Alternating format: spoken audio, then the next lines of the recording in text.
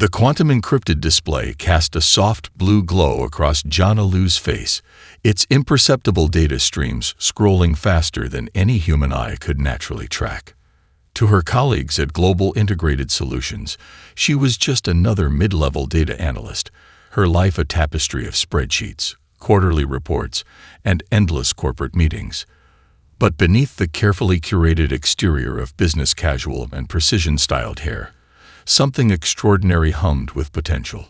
Her latest project appeared to be a routine market analysis for emerging agricultural technologies in the Southeast Asian Economic Zone. Rows of data points danced across her screen. Crop yields, weather patterns, investment projections. To an untrained eye, it was mind-numbingly boring bureaucratic work. In reality, each data point was a carefully coded message, a fragment of a much larger, more intricate system. The coffee shop across the street wasn't just a coffee shop. Its baristas moved with a precision that belied their casual appearance. The delivery truck parked outside wasn't delivering packages. It was a mobile communication hub. The elderly man walking his dog along the street corner was mapping electromagnetic interference patterns that would be critical in the coming conflict. Jana's neural implant, invisible to even the most advanced medical scanners, pulsed with a rhythm known only to a select few. It wasn't technology from any current military research program. It was something far more advanced, developed in secret laboratories that existed only in whispers and carefully buried government files. A message flickered across her retinal display, not in text, but in a complex pattern of quantum-encrypted neural signals that would appear as nothing more than a momentary visual glitch to anyone else. Most would dismiss it as a trick of the light or a minor neurological hiccup. For Jana, it was a status update from a network that spanned the entire planet. Global readiness, 97.3% and rising. She adjusted her glasses, a seemingly unconscious gesture that was, in fact, a sophisticated communication method. 3 fingers, a specific pressure, a microscopic transmission that would be indistinguishable from a simple moment of distraction to anyone watching. The world outside remained unchanged. Hover trains glided between quantum blast skyscrapers. Augmented reality advertisements danced across building surfaces. Drones wove through the urban airspace, carrying packages and maintaining city infrastructure. Nothing suggested the intricate preparation happening just beneath the surface of everyday life. Jana's computer chirped. Another routine email about a software update. To anyone else, it was forgettable. To her, it was a comprehensive report on global resource allocation, troop readiness, and strategic positioning. Each seemingly random character was a coordinate, each punctuation mark a coded instruction. She wasn't military. She wasn't a soldier in any traditional sense. Jana was something far more dangerous, a node in a global network of potential that could transform at a moment's notice. Every citizen a potential warrior, every infrastructure a potential weapon system. The Tsar believed they understood humanity. They had studied human civilization through distant sensors and captured communication signals. They thought they knew human limitations, human potential. They were monumentally, catastrophically wrong. As Jana closed her current document and began preparing for her afternoon meeting, she allowed herself the briefest moment of anticipation. Not excitement, not fear, just a clinical acknowledgement of the inevitable. First contact was coming, and humanity would be ready. The world around her continued its endless dance of seemingly mundane activity. No one would ever suspect the storm that was brewing, the transformation that was about to be unleashed upon the galaxy. The activation protocol wasn't a single moment, but a cascade of interconnected events that had been decades in preparation. Dr. Elena Rodriguez, the chief architect of the Global Defense Initiative, watched from a hidden command center buried beneath the Andes Mountains as the first phase began. In Buenos Aires, a street musician's seemingly random melody carried encrypted quantum frequencies that activated dormant communication nodes. Each note was a precision-engineered signal, transforming ordinary communication infrastructure into a global defense network. satellite arrays recalibrated, underground communication lines that appeared to be abandoned fiber optic networks hummed with newfound purpose. Jana's transformation began subtly. The quantum-encrypted neural implant behind her ear began to pulse with a complex rhythm, interfacing with her central nervous system in ways that would baffle even the most advanced alien medical technology. It wasn't a weapon. It wasn't a simple communication device. It was a comprehensive human augmentation system that had been quietly developed in research facilities hidden in plain sight. Her muscle fibers began to reconfigure at the cellular level. Mitochondrial efficiency increased by 287%. Neurological processing speed quadrupled. Micro-reinforcements in her skeletal structure activated, creating a biomechanical infrastructure that could withstand conditions that would liquefy standard human physiology. Across the globe, similar transformations occurred, not through dramatic physical changes, but through subtle, almost imperceptible shifts in human potential. In Tokyo, a sushi chef's knife movements became a complex martial algorithm. Each slice of fish was cut with a precision that suggested decades of combat training hidden beneath years of culinary expertise. His cutting board, a sophisticated sensor array. His kitchen, a potential tactical command center. A subway maintenance worker in Moscow discovered that the maintenance tunnels he'd been working in for years were actually a complex network of strategic positioning points. Quantum-encrypted communication lines ran through what appeared to be simple maintenance corridors. His standard-issue repair kit transformed, revealing advanced communication and reconnaissance equipment that would make most military research facilities look primitive. The activation wasn't just about individual agents. It was about transforming entire social infrastructures into a living, breathing defense mechanism. City transportation systems became communication networks. Electrical grids transformed into distributed computing platforms. Every piece of urban infrastructure was a potential weapon, every citizen a potential operator. Dr. Rodriguez's monitoring system showed something unprecedented. The human network was adapting faster than any simulation had predicted. It wasn't just a military response. It was a complete systemic transformation that defied all previous understanding of human potential. Jana's tablet, previously a standard corporate device, began to unfold. Holographic interfaces emerge, not from any visible projection system, but from quantum-entangled matter that seemed to exist in multiple states simultaneously. Her fingers moved across the interface, not typing, but conducting a complex symphony of global coordination. The Tsarn believed they understood human limitations. They had studied humanity through distant sensors, intercepted communications, and captured individuals. They thought they knew the extent of human capability. Their fatal mistake was believing that human potential could be measured or predicted. What was happening wasn't an activation of sleeper agents. It was the awakening of a species-wide defense mechanism that had been quietly evolving for generations. Every seemingly random interaction, every apparently mundane piece of infrastructure, was part of a complex, living system. Dr. Rodriguez allowed herself the briefest moment of satisfaction. Humanity wasn't preparing for war. Humanity was the war, the living, breathing, adaptive network that had been preparing for this moment since the first hint of extraterrestrial contact. The trigger had been pulled, and the galaxy would never be the same. The Tsarn invasion fleet emerged from quantum-fold space like a nightmare of biomechanical architecture. 15,000 living ships, each a hybrid of organic technology and weaponry so advanced it bordered on metaphysical warfare. Their initial scans of Earth suggested a primitive civilization ripe for subjugation, scattered, technologically inconsistent, seemingly vulnerable.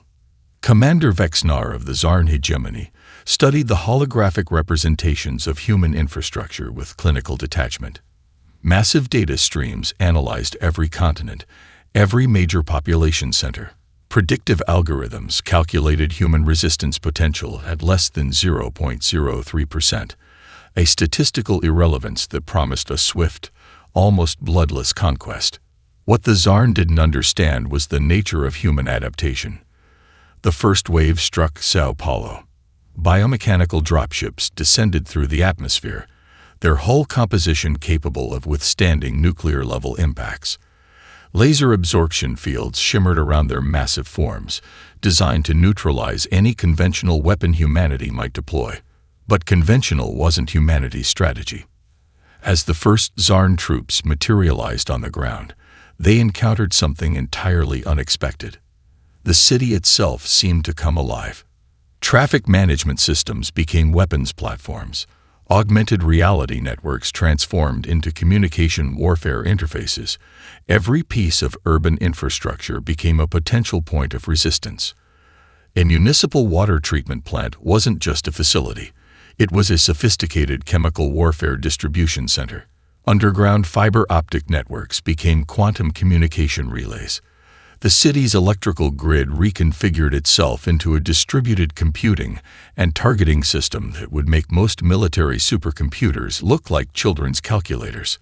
The Zarn troops found themselves fighting an enemy that didn't follow any known rules of engagement. The delivery drone wasn't just a delivery drone. It was a precision-guided munition. A street sweeper became a mobile sensor array. Even the city's waste management system transformed into a complex defensive network. Dr. Rodriguez watched from her command center, a sophisticated installation that existed in multiple quantum states simultaneously. Her team wasn't just monitoring the conflict. They were orchestrating a planetary defense that defied traditional military doctrine. "They're using the wrong paradigm," she muttered to her second-in-command, analyzing the Zarn's initial assault patterns. "They're treating this like a conventional invasion. We're not fighting a war. We're presenting them with a living, adaptive ecosystem." In Mumbai, a group of call center workers became the most sophisticated electronic warfare unit in human history. Their standard communication infrastructure transformed into a global intelligence gathering and misinformation platform that systematically dismantled Zarn communication networks. A group of university students in Cairo discovered that their research laboratory was actually an advanced weapons development center. Nanotechnology that appeared to be experimental medical research became a sophisticated defense mechanism. Their 3D printers weren't just producing scientific models. They were manufacturing adaptive weaponry that could reconfigure itself in real time. The Zarn's first major landing zone became a perfect demonstration of human unpredictability. What should have been a simple occupation turned into a nightmare of adaptive resistance. Buildings rearranged themselves. Infrastructure became weaponry. Every civilian was a potential threat. Every piece of technology a potential weapon. Commander Vexnar's tactical displays began to malfunction. Predictive algorithms collapsed. The invasion plan, meticulously developed over decades of galactic conquest, was falling apart in real time. Humanity wasn't just resisting. It was transforming the entire concept of warfare.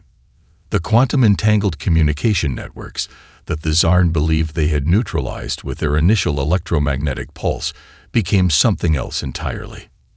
Not a communication network, but a living, breathing neural system that adapted faster than any known technological infrastructure. What the Zarn encountered wasn't a military. It was a planetary immune system, ready to reject any external threat with a complexity that defied comprehension. The first hour of invasion became a masterclass in asymmetrical warfare, and humanity was just getting started. The true battlefield existed beyond physical combat. It was a war of adaptation, intelligence, and systemic transformation. Dr. Elena Rodriguez understood this better than anyone. Her comprehensive global defense strategy wasn't about creating soldiers, but about turning an entire planetary ecosystem into a living, breathing defensive mechanism. In the subterranean command center beneath the Andes, holographic displays tracked global interactions with a complexity that would make most alien intelligence systems look primitive. Each node represented not just a human, but an entire network of potential. Schools became research centers. Urban infrastructures transformed into communication hubs. Seemingly mundane technologies evolved into sophisticated defensive systems. The Zarn had categorized human technologies into predictable classifications. Fatal mistake. What they didn't comprehend was humanity's ability to reimagine purpose instantaneously. A municipal water treatment plant in Lagos became a sophisticated chemical analysis and distribution center. Its filtration systems, originally designed to purify water, now analyzed and neutralized alien biological agents. The plant's computerized systems began developing countermeasures in real time, creating adaptive molecular filters that could neutralize unknown xenobiological threats within milliseconds. In Bangalore, a group of agricultural researchers discovered that their experimental crop modification technologies could be rapidly converted into a planetary defense mechanism. Nanotechnology, originally designed to improve crop resilience, now became a method of environmental adaptation and alien technology neutralization. Their research into plant communication networks provided unexpected insights into developing quantum communication systems that could operate beneath the Zarn's detection capabilities. Jana Lu's role transcended traditional military strategy. She was a quantum systems architect, transforming global data networks into a living intelligence platform. Her team didn't just analyze information. They created adaptive learning systems that could predict and counter alien tactical approaches faster than the Zarn could comprehend. "It's not about fighting," she explained to her team. "It's about rendering their entire strategic approach obsolete." The maritime research stations became something entirely unexpected. Ocean monitoring systems transformed into global sensor networks. Deep-sea communication cables, originally designed for internet infrastructure, became quantum communication relays that could transmit information faster than light.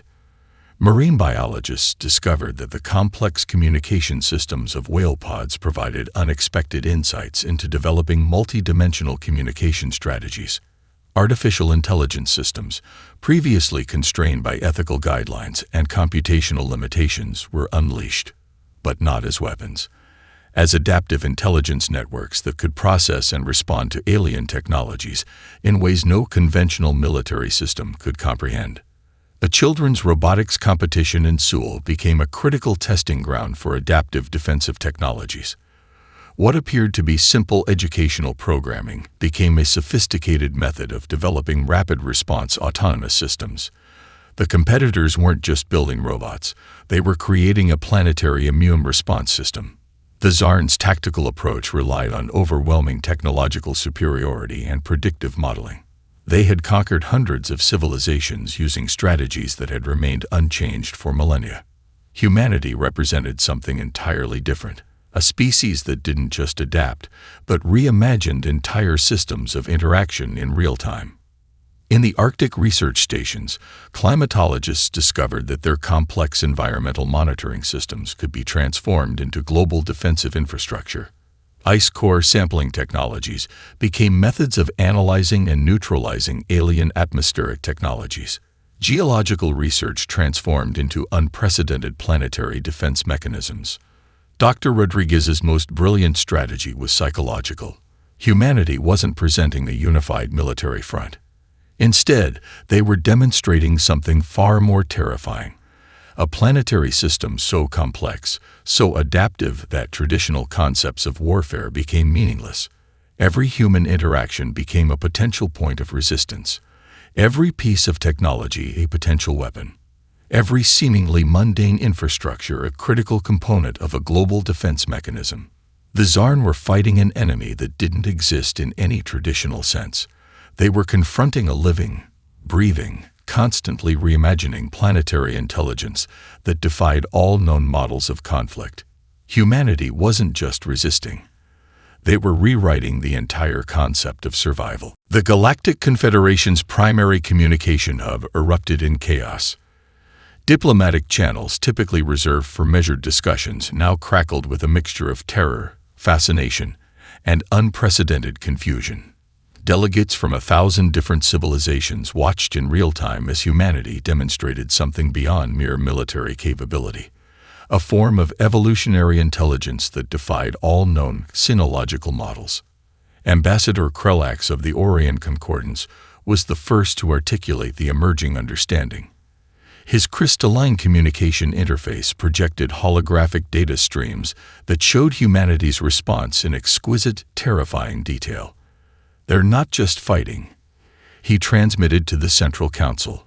"They're reimagining the entire concept of conflict." The data showed something unprecedented. Humanity wasn't responding with traditional military strategies.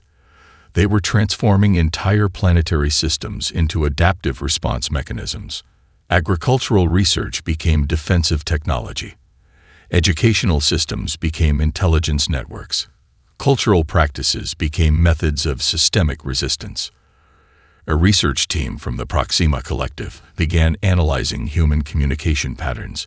What appeared to be random social media interactions, artistic expressions, and cultural exchanges were actually sophisticated information networks. Internet memes became complex communication protocols. Online gaming platforms transformed into distributed problem-solving systems that could analyze alien technologies faster than dedicated research facilities. The Tsar's invasion had triggered something far more profound than a simple planetary defense. It had awakened a species-wide potential that had been quietly developing for generations. Dr. Lyra Centrix, the Confederation's leading xenoanthropologist, discovered something truly remarkable. Humanity's response wasn't just about technological adaptation. It was a form of collective intelligence that transcended individual human capabilities. Each person became a node in a complex, living network that could rapidly reconfigure itself in response to external threats. Communication intercepts revealed layers of complexity that challenged everything known about collective intelligence. A street musician in Rio de Janeiro might be simultaneously contributing to a global defense strategy through quantum-encrypted musical patterns. A group of children playing an augmented reality game could be developing adaptive algorithms that neutralized alien technological threats. The Tsar's initial invasion models, developed through centuries of galactic conquests, collapsed completely. Their predictive algorithms, which had successfully subdued hundreds of civilizations, became meaningless when confronted with human unpredictability. What made humanity truly terrifying was their ability to transform limitations into strengths. Resource scarcity became a method of technological innovation. Cultural diversity became a form of systemic resilience. Every apparent weakness was rapidly converted into an adaptive mechanism. Diplomatic channels intercepted communications that suggested the Tsar were beginning to comprehend the true nature of their mistake. Their invasion wasn't just failing. It was revealing something fundamental about human potential. The Galactic Confederation's central database began compiling a new classification for humanity. They were no longer categorized as a developing species or a potential threat. They became something entirely new. A living, adaptive planetary intelligence that defied all existing xenological models. Dr. Elena Rodriguez's global defense strategy revealed itself as something far more profound than a military response. It was a comprehensive reimagining of species-level interaction with external threats. Humanity wasn't just defending itself. It was demonstrating a form of collective evolution that could fundamentally reshape understanding of intelligent life. Intercepted Tsar communications showed growing panic. Their invasion had become something far more terrifying than a military defeat.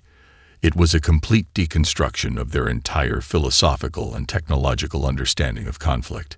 The most sophisticated artificial intelligence systems in the Galactic Confederation began to analyze human responses. What they discovered challenged fundamental assumptions about intelligence, adaptation, and survival. Humanity represented something entirely new. Not just a species, but a complex, adaptive planetary intelligence that could reimagine itself in real time. Every human interaction became a potential point of resistance. Every piece of technology a possible defensive mechanism. Every cultural practice a method of systemic resilience. The invasion had transformed from a potential conquest to the most significant moment of xenological discovery in galactic history. The most devastating weapon wasn't technology, it was understanding. Commander Vexnar of the Tsar hegemony discovered this truth in the most brutal way possible. What began as a standard planetary invasion had transformed into an existential crisis that threatened the fundamental principles of Czarn military doctrine. Humanity weaponized information in ways no galactic civilization had ever conceived. Their psychological warfare wasn't about destruction, it was about deconstruction. Every piece of intercepted communication became a multi-layered puzzle designed to erode the Czarn's strategic confidence. In the digital realm, what appeared to be simple internet memes became sophisticated disinformation campaigns. A viral video of a cat playing piano contained encrypted communication patterns that systematically undermined Czarn communication protocols. Social media trends became quantum-encrypted message networks. Online gaming platforms transformed into distributed intelligence gathering systems that could analyze alien technological signatures in real time. Dr. Arya Chen, the lead architect of humanity's information warfare strategy, understood something profound. Psychological warfare wasn't about creating fear, it was about creating uncertainty. The Czarn communication networks began to fracture, not through direct technological assault, but through a comprehensive attack on their cognitive frameworks. Intercepted communications were deliberately crafted to introduce microscopic inconsistencies. Each message was a precision-engineered psychological weapon designed to create doubt. Cultural artifacts became weapons of extraordinary complexity. A street performance in Buenos Aires contained mathematical algorithms that could deconstruct alien tactical communication patterns. An experimental music composition in Tokyo embedded quantum communication protocols that could penetrate the most advanced alien encryption systems. The Czarn's predictive models, developed over millennia of galactic conquests, began to collapse. Humanity presented something entirely unprecedented. A civilization that could transform any interaction into a potential strategic advantage. Linguistic specialists discovered that human languages themselves were adaptive communication systems. The way humans used metaphor, irony, and contextual communication became a form of technological warfare. Translation algorithms developed by the Czarn became increasingly ineffective, unable to comprehend the layers of meaning embedded in human communication. Historical and cultural research became a critical component of the psychological assault. The Czarn discovered that human history was a continuous narrative of overcoming impossible challenges. Every historical account became a message of resilience, a psychological weapon more potent than any physical technology. Art galleries transformed into intelligence distribution centers. Museums became repositories of adaptive strategic thinking. Every cultural artifact contained layers of information that the Czarn could not comprehend using their existing cognitive frameworks. The most terrifying aspect was humanity's ability to turn weakness into strength. Resource limitations became methods of innovative problem-solving. Cultural diversity became a form of systemic resilience. Where the Czarn expected uniformity, they found a species that thrived on complexity. Quantum communication networks developed by human researchers operated on principles that defied the Czarn's understanding of information transfer. Communication wasn't just about transmitting data, it was about creating adaptive, living information systems that could reconfigure themselves in real time. Educational systems became comprehensive intelligence networks. A classroom discussion about historical conflicts could contain sophisticated strategic analysis. Children's play became a method of developing adaptive problem-solving algorithms. Every human interaction became a potential point of strategic innovation. The Czarn found themselves fighting an enemy that didn't exist in any traditional sense. Humanity wasn't a unified military force. It was a complex, adaptive planetary intelligence that could reimagine itself faster than any known technological system could predict. Commander Vexnar's tactical displays became increasingly nonsensical. Predictive algorithms collapsed. What should have been a straightforward planetary conquest had transformed into an existential challenge that threatened the fundamental principles of Czarn military doctrine. Humanity had weaponized something far more powerful than technology. They had weaponized potential itself. The psychological warfare reached its most profound moment when the Czarn realized a terrifying truth. They were no longer conquering a planet. They were engaging with a living, adaptive intelligence that could transform any interaction into a strategic advantage.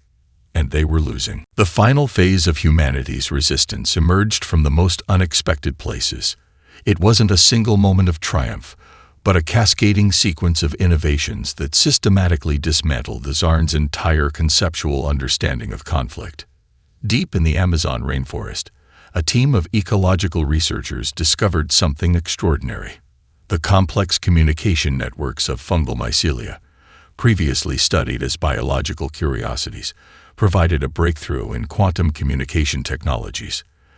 The intricate root systems that had evolved over millions of years became a model for adaptive communication networks that could operate beneath any form of technological detection.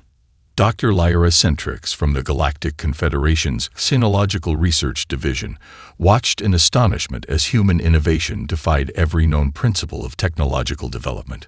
Where other civilizations would have collapsed, humanity transformed each challenge into an opportunity for radical reimagination. The turning point came from a collaboration between marine biologists, quantum physicists, and artificial intelligence researchers in a small research station off the coast of New Zealand.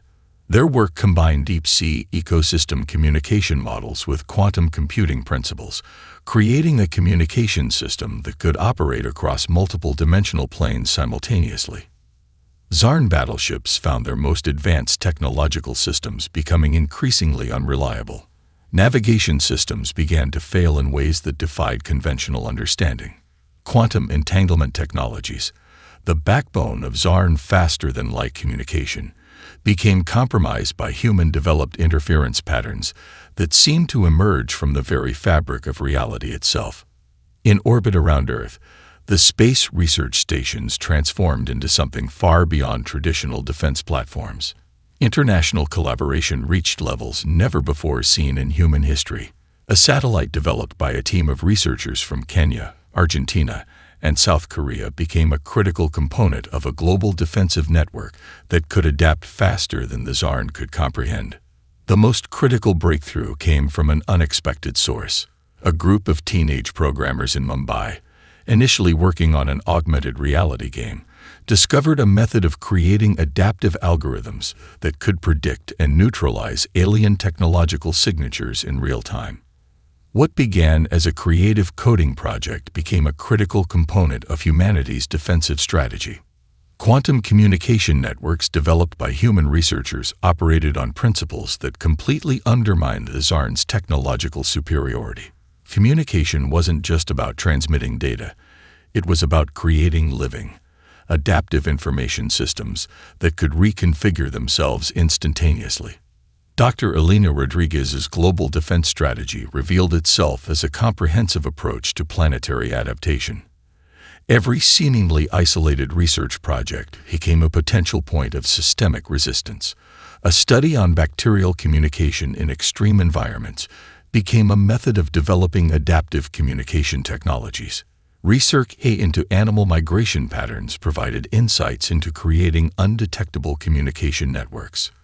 The Zarn found themselves confronting a species that didn't just resist, it evolved in real time. Artificial intelligence systems developed by human researchers began to demonstrate capabilities that transcended any known technological paradigm. These weren't simply computational systems. They were adaptive intelligence networks that could reimagine their own operational parameters faster than the Zarn could develop countermeasures. Commander Vexnar's tactical displays became increasingly chaotic. Predictive algorithms collapsed. What should have been a straightforward planetary conquest had transformed into an existential challenge that threatened the fundamental principles of Zarn military doctrine. The final blow came from a combination of technologies that would have seemed impossible mere months earlier. A network of research stations, from the depths of the Antarctic to the highest reaches of the Himalayas, collaborated on a project that created a planetary defense system operating on principles that defied conventional understanding of physics and communication. Humanity wasn't just defending itself. It was demonstrating a form of collective evolution that could fundamentally reshape understanding of intelligent life. The Zarn invasion had become something far more significant than a military conflict. It was a comprehensive demonstration of a species' potential to adapt, innovate, and transform in the face of existential challenge. As the final tactical systems began to fail, Commander Vexnar realized a terrifying truth. Humanity represented something entirely new in the galactic ecosystem, a living, adaptive intelligence that could transform any limitation into an opportunity for growth. The aftermath of the Zarn invasion transformed human civilization in ways no one could have predicted. It wasn't a victory in the traditional sense. It was a fundamental reimagining of humanity's place in the universe. The United Nations Sinological Coordination Center became the most important diplomatic institution in human history. Located in a massive orbital platform that defied traditional architectural principles, it represented a new approach to interstellar relations. The building itself was a testament to human innovation, constructed from adaptive materials that could reconfigure themselves based on diplomatic needs, with communication systems that could simultaneously translate and analyze multiple-dimensional communication patterns. Dr. Elena Rodriguez stood before the Galactic Confederation's primary council, her presentation a masterpiece of scientific and philosophical revelation. The holographic display behind her showed not just humanity's defensive capabilities, but a comprehensive map of human potential that challenged every existing model of intelligent life. "We are not a military power," she explained, her voice carrying the weight of a species that had just redefined its own existence. "We are a living system of adaptive intelligence." The Confederation delegates, representatives from thousands of different civilizations, listened in a mixture of terror, fascination, and profound respect. Humanity had done something unprecedented. They hadn't just survived an invasion. They had transformed the entire concept of species-level interaction. Diplomatic protocols were rewritten. Human research institutions became the most sought-after collaborative partners in the galaxy. Where other civilizations saw specialized research, humans saw interconnected potential. A marine biology project could become a breakthrough in quantum communication. An urban planning study could revolutionize interstellar transportation systems. The technologies developed during the Zarn invasion began to reshape human civilization from within. Quantum communication networks, originally designed for planetary defense, became the foundation of a new global infrastructure. Educational systems were completely transformed, with learning becoming a dynamic, adaptive process that emphasized creativity and systemic thinking. Jana Liu emerged as a key architect of this new paradigm. No longer just a data analyst, she became the primary strategist for humanity's integration into the galactic community. Her approach wasn't about military might or technological superiority. It was about demonstrating the power of adaptive, collaborative intelligence. Zarn refugees, those who survived the invasion, found themselves in an unprecedented situation. Instead of punishment or subjugation, they were offered a comprehensive study of human adaptation. Research facilities became places of cross-species understanding, with human scientists working to understand the Zarn's own potential for growth and transformation. The orbital platforms that once served as defensive installations became centers of unprecedented scientific collaboration. A research project could simultaneously involve marine biologists from Cape Town, quantum physicists from Shanghai, and cultural anthropologists from Sao Paulo. Geographical boundaries became meaningless in the face of collective human potential. Artificial intelligence systems developed during the conflict transformed human society. These weren't tools of control, but collaborative partners in human development. AI became a method of amplifying human creativity, not replacing human intelligence. The most profound change was philosophical. Humanity stopped seeing itself as a single species confined to one planet. They became something else, a living, adaptive intelligence network that could transform any challenge into an opportunity for growth. Interstellar travel technologies emerged from the most unexpected research. A study on bird migration patterns became the foundation for faster-than-light communication systems. An investigation into deep-sea ecosystem communication provided breakthrough principles for navigating multiple-dimensional spaces. The Galactic Confederation found itself completely transformed. Humanity wasn't just another member. They were a fundamental reimagining of what intelligent life could be. Diplomatic protocols were rewritten. Research collaboration became the primary method of interstellar interaction. Commander Vexnar, once the leader of the Zarn invasion force, now worked as a collaborative researcher in a human-led xenological study center. The very civilization he had attempted to conquer had offered understanding instead of revenge. As the first generation of post-invasion human children began to come of age, they understood something profound. They weren't just survivors. They were the architects of a new way of existing in the universe. The invasion had been more than a conflict. It was humanity's emergence onto the galactic stage, not as conquerors, not as victims, but as something entirely new. A living, adaptive, transformative intelligence that would reshape the understanding of life itself.